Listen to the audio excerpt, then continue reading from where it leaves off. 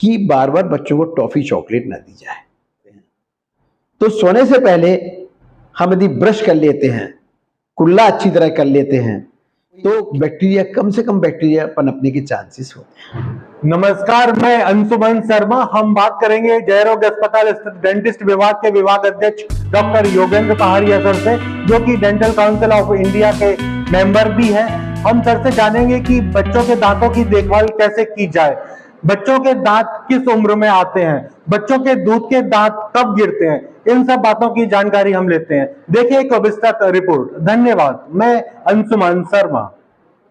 तो सबसे इंपॉर्टेंट बात क्या है जो दांतों को खराब करती है? सबसे दांतों के जो दुश्मन हैं वो है मीठा खाना, चॉकलेट, बार बार शुगर कंटेनिंग बेवरेजेस।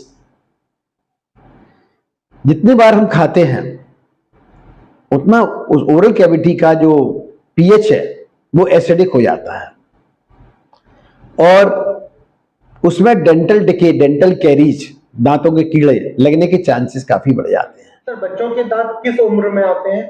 अंशुमान जी, बच्चों के दांत 6 महीने से स्टार्ट होते हैं। उनको दूध के दांत कहते हैं, मिल्क टीथ, और मेडिकल टर्मिनोलॉजी में उनको डेसिडुअस टीथ कहते हैं, और 24 महीने तक इनके पूरे दांत आ जाते हैं। और सर ये बोलते हैं दूध के दांत गिर जाएंगे फिर दूसरे दांत आएंगे। हाँ, वो क्या है, दूध के दांत रहते हैं वो परमानेंट दांत आना स्टार्ट हो जाते हैं 6 साल से। तो धीरे धीरे दूध के दांत गिरते जाते हैं और परमानेंट दांत नीचे से ओरल कैविटी में आ जाते हैं। उस समय सर हमें क्या देखभाल करनी चाहिए, क्या खाएं क्या ना खाएं ऐसी स्थिति में? हाँ, सारी स्थिति में एक ही देखभाल करना चाहिए कि ऐसा खाद्य पदार्थ जो चिपकने वाला ना हो, स्टिक ना करता हो, वो डाइट में शामिल करें। प्लस जो शुगर कंटेनिंग बेवरेजेस हैं जिसमें शक्कर रहती है उसको कम से कम खाएं।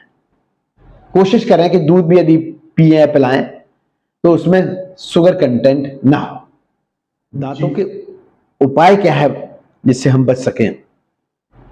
तो सबसे पहले यह है कि ब्रश हम 2 बार करें, सुबह और रात में सोने से पहले।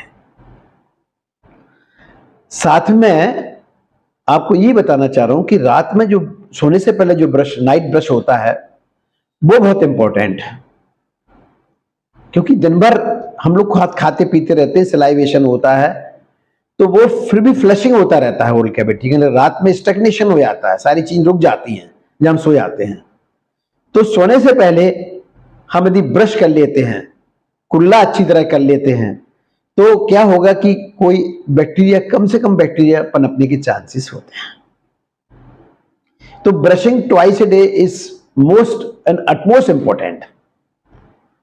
अब अंशुमान, तो मेरा यहां एक सबमिशन है कि यदि आप ब्रश अफोर्ड नहीं कर पा रहे हैं, टूथपेस्ट अफोर्ड नहीं कर पा रहे हैं, तो आप नीम स्टिक लीजिए, नीम की दातुन कर सकते हैं।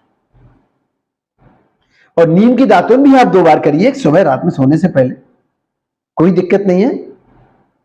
वो भी आपको बहुत हद तक ब्रशिंग का काम करेगी। दूसरा उपाय यह है कि आप सुबह नाश्ता, दोपहर में खाना, रात में खाना, इनके बीच में मीठा मत खाइए। आपको यदि मीठा खाना है तो आप ब्रेकफास्ट में ले लीजिए, लंच में ले लीजिए और डिनर में ले लीजिए। बार बार मीठा खाने से मुंह का जो पीएच लेवल होता है बार बार कम होता है और उससे क्या होता है कि ये पनपने लगते हैं, बैक्टीरिया के चांसेस बढ़ जाते हैं।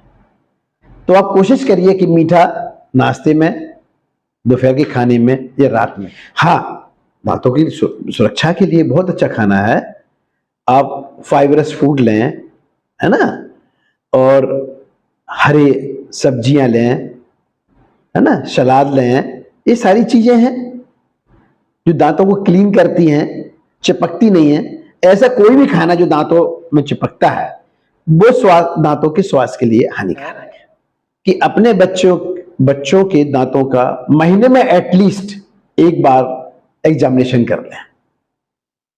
यदि आपको लगता है कि कहीं कुछ इसमें कालापन दिख रहा है, कुछ डिके दिख रहा है, दांत आगे पीछे से निकल रहा है, तो अपने डेंटिस्ट को दिखाएं। जी सर, थैंक यू सर।